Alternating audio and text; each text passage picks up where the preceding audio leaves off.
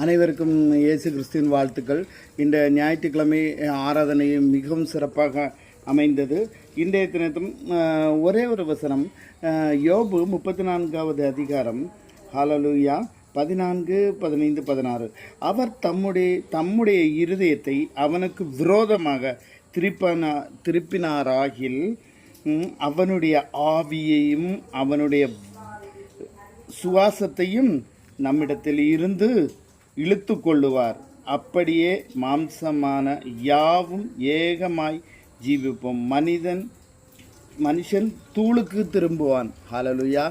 இந்த நாள் பாருங்கள், ஏசப்பா நமக்கு விரோதமாக இருந்துட்டாருன்னா நம்ம இடத்துலேருந்து நம்ம ஆவியை எடுத்துக்கொள்வார். அதுக்கப்புறம் நம்ம சரீரம் தூளுக்கு திரும்பும். இந்த உலகத்தில் பாருங்கள், வெறும் வாடகை தான் நம்ம இருந்துக்கிட்டு இருக்கோம். அதை சிந்தித்து கொள்ளுங்க.